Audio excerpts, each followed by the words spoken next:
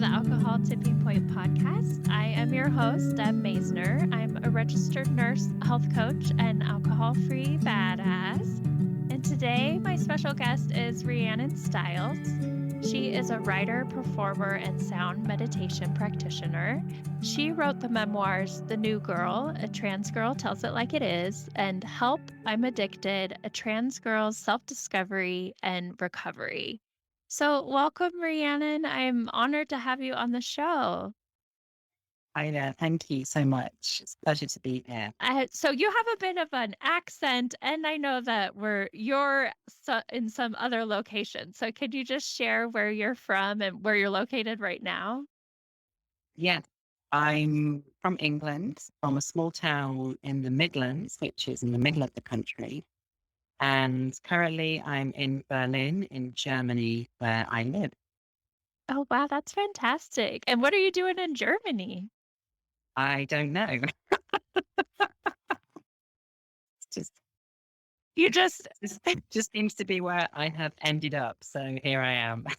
I love your honesty. Maybe you ask yourself that, like, what am I doing in Germany? I asked myself that today, actually, because this morning I was in England and I flew back to Berlin this morning. So I arrived here and was like, what am I doing? so, so I'm Okay. just a little bit discombobulated. That's all.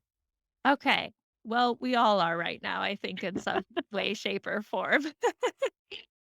Well, let's start with your story. And maybe if you want to share your story about Keen or, discovering your trans identity, or I'm sure they intertwine. So wherever you feel like is a good place to start.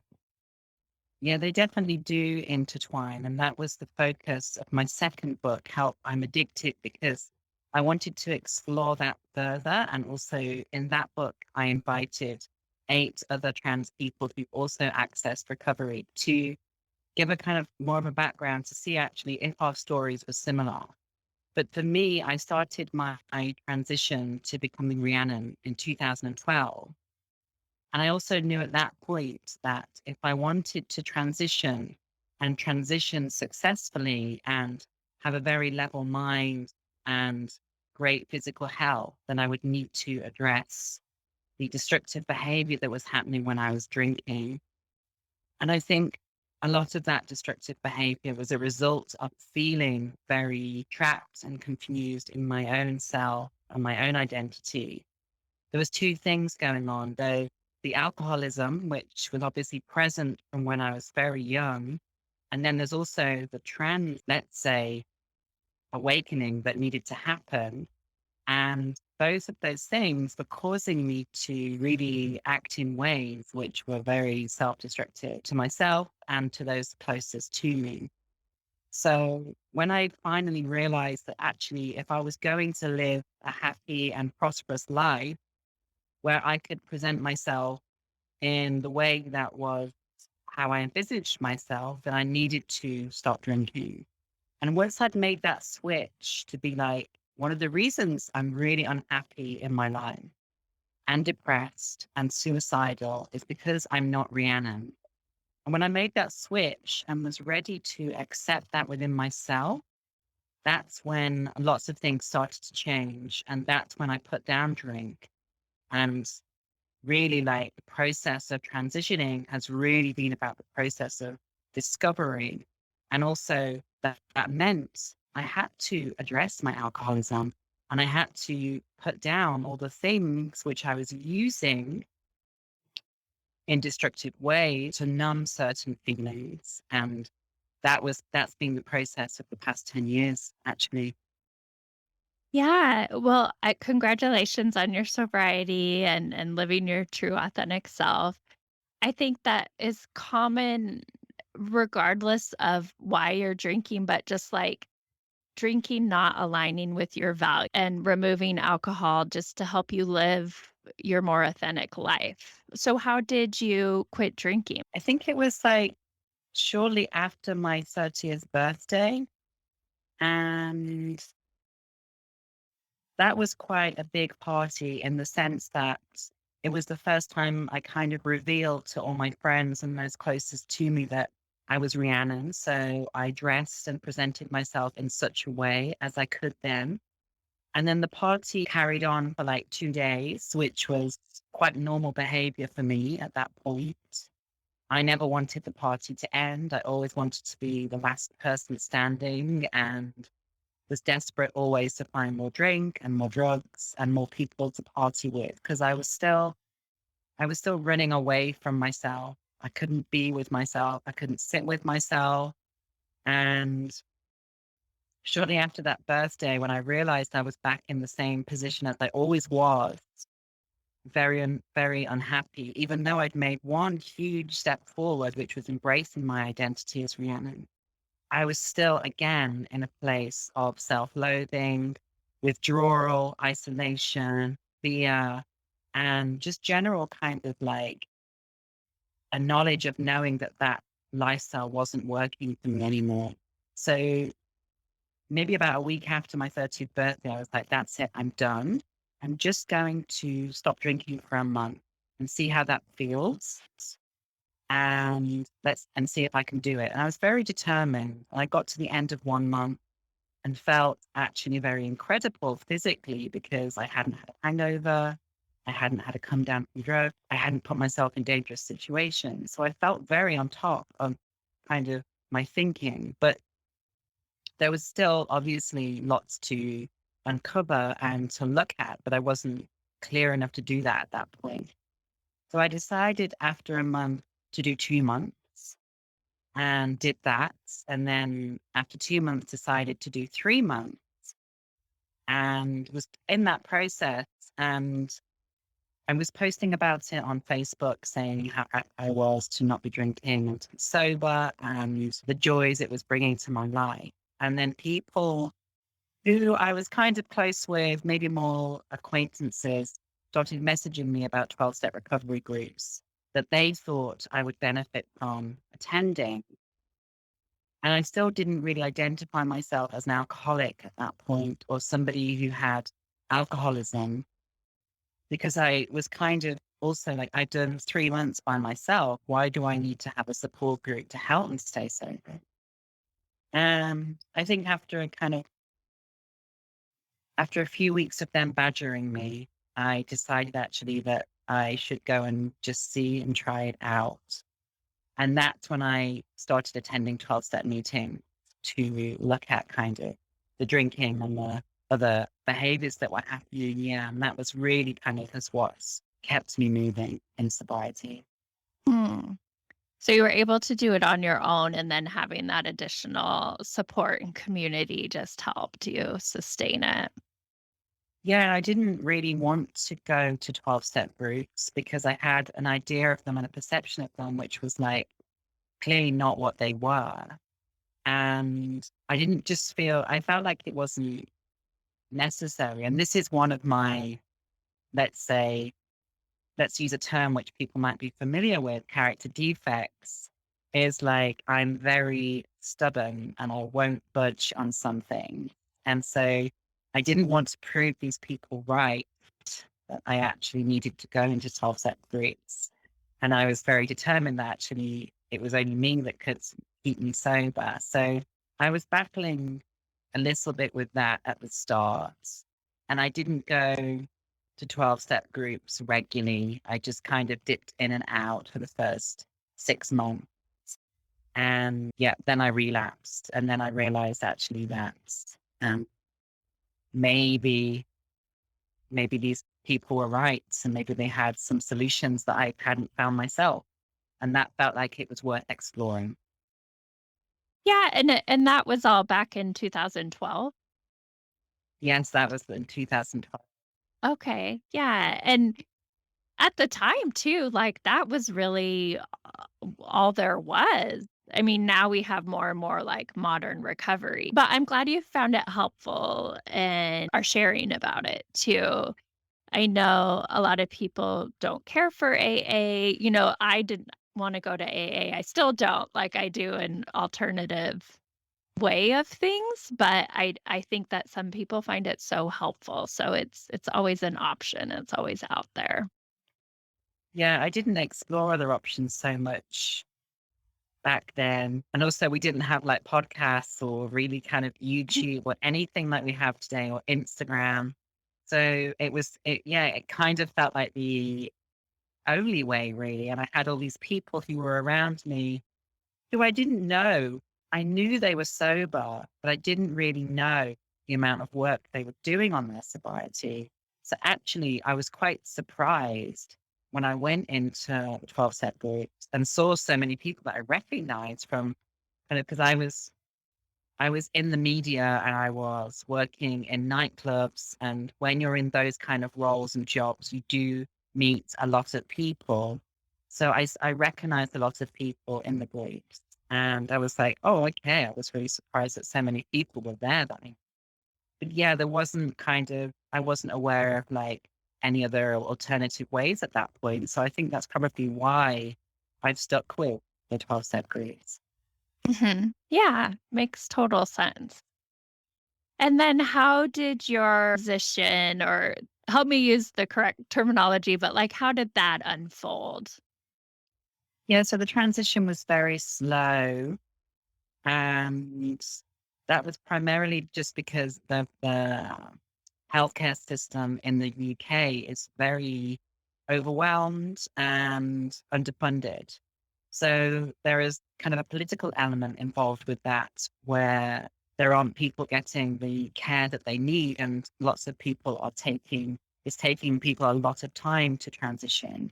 And I was one of those people, and thankfully I started that transition at a point. Now it's unfortunately, even because since 2015 there has really been kind of much more of an awareness around trans issues, and so lots more people are able to embrace their trans identity. So lots more people are transitioning. And when I started my transition in 2012, it was very difficult because I had to wait a long time to access medications which I required. And that was difficult because also being sober, I was having to really feel feelings. There was nowhere to run to anymore. I couldn't get drunk to kind of forget about the pain of having to wait 2 years on this waiting list. And so it was a very difficult first few years, but I'm actually very grateful that I did go through that experience because I think it made me very strong because I had to face the reality of life really head on without numbing myself with alcohol. I mean, unfortunately, I did pick up other behaviors as lots of people with alcoholism do to try and distract from the reality of life. But none were as kind of destructive as alcohol, thankfully. But during this whole process, it's really been about stripping away.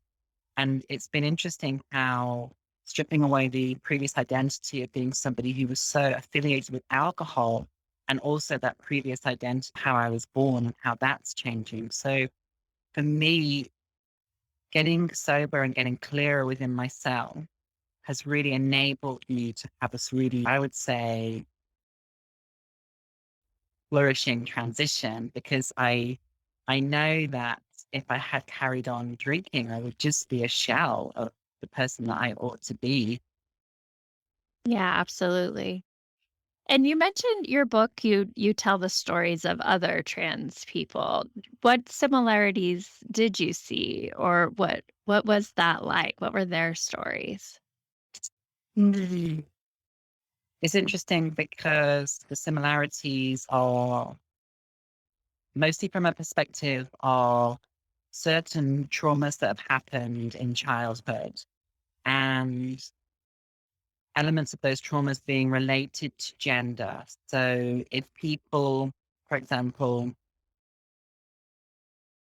let's say, I'm trying to use terminology that was, let's say people that know that they're trans at a very young age, but don't have the vocabulary to identify that, particularly some of the people that I spoke to, myself included, who were born in the 1970s or 80s or early 90s. There wasn't a vocabulary around LGBTQI plus people like we have today. So in that sense, I grew up thinking that I was gay because there didn't seem like there was any other option. And due to that, I was mistreated and bullied and abused for my feminine gayness, which was incorrect, but that's what we thought at the time it was. And so lots of people I spoke to also had that element in their childhood where they were a victim of abuse due to what they then thought was the nature of their sexuality. So I really, I really felt that actually, and it was really nice talking and interviewing these people because we all had this shared experience. And I know for a lot of other queer, trans, non-binary people around the world that they probably have had that experience too, where they've been a victim of abuse because of who they are and where they are in the world. Lots of people that I spoke to who grew up in smaller towns away from kind of cosmopolitan cities really felt isolated. And one of the things which we all turned to when we could was alcohol in our early teens, perhaps, because it just numbed the feelings of being different, of being othered, of being isolated. And I think that's for a lot of people when and where it started. And sadly, queer people, and I don't know if it's the same today, but when we were all going through the school system and education, there wasn't the support in place to actively change how we were perceived, the language around who we were, and also the way that we were being abused could not be talked about in a way that was going to help anybody. And I think that also impacted a lot of our lives because what happened was, and I'll just use my own example here, when I moved from the small village where I grew up in to London at the age of 18, it was almost like I had a delayed life experience. I suddenly just went wild in my 20s because I found my tribe and I found the people who were like me. And therefore, like, it just gave me reason to really kind of explode. And and it was great, but it did lead to destructive behaviors because I just couldn't turn it off. I was like so excited and happy to finally be able to live to some extent for the person that who I felt I was and to find other people like me. So they were the main similarities. Yeah, that Yeah. And what, in the LGBTQIA plus community, what's the rate of addiction? And can you speak to that? Like, I know that it's higher than in the general population. Yes, I don't know the exact figure off the top of my head, but it is in the book from the time of printing last year. But the statistics are much higher for LGBTQ people to abuse alcohol and drugs. And I think kind of part of the reason why I wanted to write that book was to really give people an insight into why that was and why that may be for certain queer individuals. I mean, we're not talking about every queer person. It really depends on the intersection of who you are, whether that be gender or race or privilege in terms of wealth. So it's not every queer person that is necessarily affected by this, but yeah, it's generally much, much higher than people who identify as heterosexual. Hmm. And you kind of touched on some of the reasons why. Would you elaborate on some of that, or did we miss any of that? So, I mean, one of the criticisms I got for my first book, The New Girl, was that obviously it was a memoir based on my experience of transitioning at that point in my life, which was published in 2017. I hadn't been transitioning that long.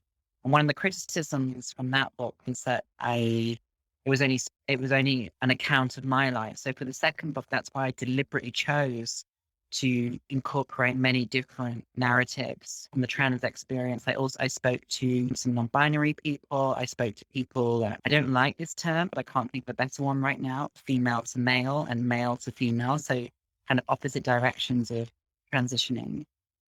And I also spoke to people who were people of color. And so it was interesting putting those all together because it was obvious that it was obvious that the people of color had a different experience to the white people that I interviewed. But there were, some of the white people also had different experiences depending on whether or not they were female at birth or male at birth and now identified as non-binary. So I think it gives a really interesting insight into how all those intersections can relate to each other and how that mark is a different experience in mine. Yeah, yeah. How have you seen, like, society's response to the trans community change throughout the years? I guess, I mean, that's a huge question depending on where you are in the world, I guess. Yeah. I mean, obviously we've seen recently lots of trans rights rolled back, particularly in America. Also in Great Britain, recently they are lobbying to ban conversion therapy for everyone except trans people. So it's kind of been it's on one hand, we've seen trans visibility rise and the acceptance of trans people within things like the media, which obviously is can be a very safe place to exist. I myself came through the media, so I understand that world. But it doesn't necessarily mean that just because you're given front covers of magazines as a trans person, that your daily life and walking down the street is safe. Just because you're celebrated on one hand doesn't mean it'll be on the other. So I do think, though, that since the 1970s, 80s, and 90s, the picture of trans people has changed. Because when I was young, there was certainly this sense that trans people were just freaks and weird and strange and really should only be in kind of like the dark parts of life.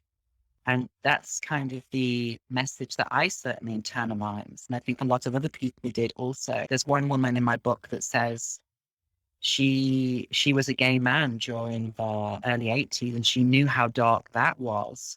So because of the AIDS crisis, but so then also transitioning to become a trans woman was also really dark because no one wanted to speak about being trans in the 80s. So I do think that the picture has changed. Now we have a lot more younger people who are outspoken at being trans. So I think it is changing, although it does feel at times that legislation, law and restrictions are pushing it back. Yeah. Yeah, it's almost like the pendulum went one way and now it's like, "Oh, we're going back," like, in the response, especially here in America and some of our more conservative states, which is it's really sad because it's almost like undoing some of the progress that we had made. Yes, exactly. Well, advice would you give to anyone listening and maybe they're struggling with their relationship with alcohol and they're struggling with their identity? It's really tough to make these changes. And in my experience, there was a catalyst which needed to happen. And that catalyst was really being at a point of not knowing how to move forward unless I made these changes. And so I knew I had to make these changes. I think if you're struggling with alcohol specifically, I think it's really important to start talking to people about how you're feeling, about the consequences maybe of your drinking, and also like how often you're drinking and the volume that you're drinking. Like, I think it's really about reaching out to people, not necessarily people who you know are sober, but just those closest to you, so they actually really know what's going on. I wasn't the type of drinker which hid myself away in isolated rooms with 10 bottles of wine. That was not my drinking. My drinking happened very much in public, in events, in nightclubs, in parties, at people's houses. And so in that sense, also, it was very masked because people didn't understand that was problematic because it seemed so much fun and celebratory, but it was problematic for me. And so depending on your own drinking pattern, I still think it's important not to kind of think, oh, there's only one way that an alcoholic can be, or even if you don't want to use those terms, there's only one way of what problematic drinking looks like. And I think there actually is it's a very individual process. If you're thinking or struggling with your identity, again, I think it's about reaching out to the people and the places where you know you will be able to get support. And one of the things, thankfully, which is happening since I transitioned is there's now lots more authors writing books about identity, myself being one of them. So I think there are stories out there that you can identify with. If you don't identify with mine, there's also lots of other trans people writing about their journeys and their expressions. So I really feel like now there's the advice that people need much more. As you know, you even have audiobooks, which is fantastic because you don't have to buy a book and be scared about somebody seeing you reading a book. You can listen to an audiobook on your phone. And I think so that there is a lot more options now in terms of being discreet and doing your own personal research. Yeah. Yeah. Thank you for sharing those. One of the things you do besides being a writer is a sound meditation practitioner. What is that? So people always ask me that. Yeah, so that really supports my recovery and my wellness. And so I facilitate meditation sessions. And during those meditation sessions, I play instruments, mostly gongs, but also sound bowls and other percussion instruments. And what I try and do is facilitate a space where people can have a immersive sound journey and use that space to work through whatever they come with, or maybe use that space just to relax and to unwind and de-stress from their lives. And so generally these sessions last anywhere from 1 hour to 2 hours, depending. And I will lead a guided meditation at the beginning. Meditation is something which came to me during my recovery process and I use every day as a tool. And then I will go into a sound experience and then leave that at the end. So yeah. And when I went to my first gone back, let's say in 2012, I was instantly hooked because I was just like, this is amazing. I never had experienced anything that had affected me on that level before. And so when I moved to Berlin, it was just the perfect opportunity to explore that and to see actually if I could do that myself. And that's when I had my training and yeah, started a business and started doing it. Yeah. Oh, that sounds I've never experienced that. I have gotten more into like mindfulness and meditation. But is there something about the sound itself that's doing something to your brain? Exactly. So, because I mean, I say this in very simple terms, but because our bodies are made up predominantly of fluid, and sound travels much quicker and stronger through water and fluids. So, actually, when the proximity to the instruments and the gong, for example, means that the frequencies will pass through your body and touches certain points that help you to unwind and relax and can release toxins and stress from the muscles, but also it affects your brain in a way which is similar to falling asleep, where it changes the state of the brain chemistry. This is what research has shown. So actually it allows you to access a very kind of interesting place, which some people describe as being between awake and asleep, where you can really let go and have an amazing journey, is what people tell me. Oh, wow. I love it. Can you get the same effect or close to just like listening on headphones if you're not like in a room with the instruments?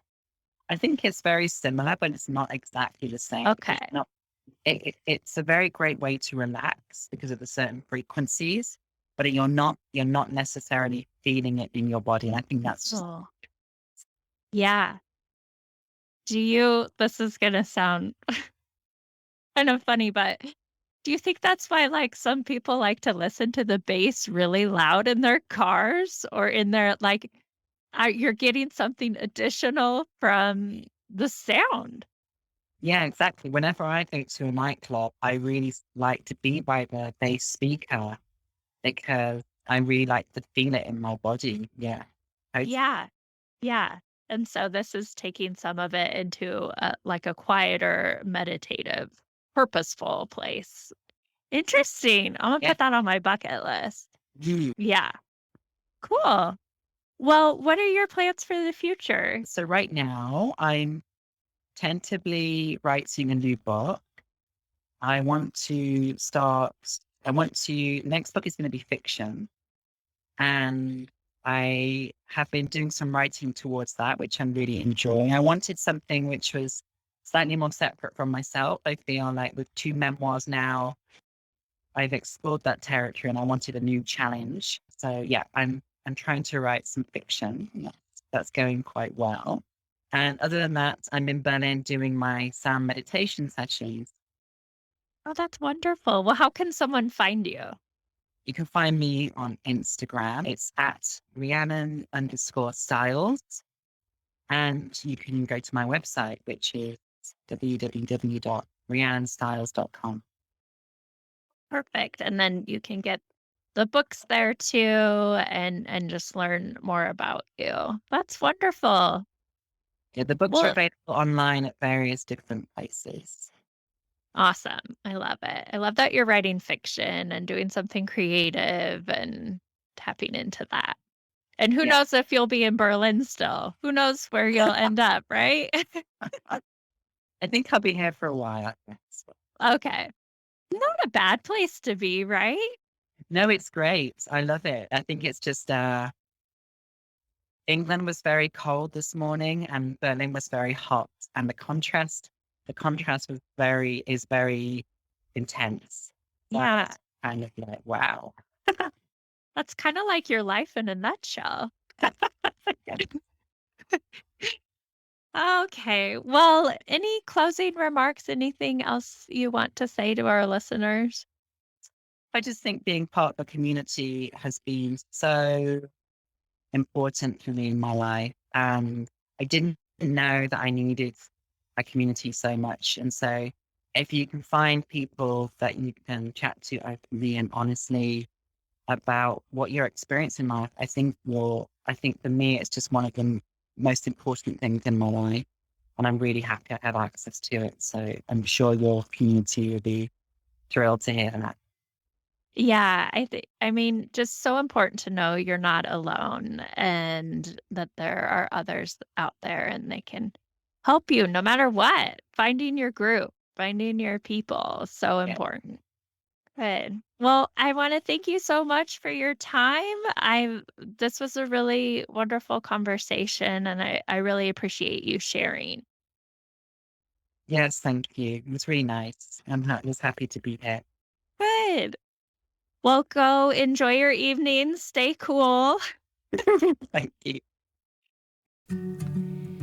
Thank you so much for listening to this episode of the Alcohol Tipping Point podcast. Please share and review the show so you can help other people too. I want you to know I'm always here for you, so please reach out and talk to me on Instagram at Alcohol Tipping Point and check out my website, alcoholtippingpoint.com, for free resources and help. No matter where you are on your drinking journey, I want to encourage you to just keep practicing, keep going. I promise you are not alone and you are worth it. Every day you practice not drinking is a day you can learn from. I hope you can use these tips we talked about for the rest of your week, and until then, talk to you next time.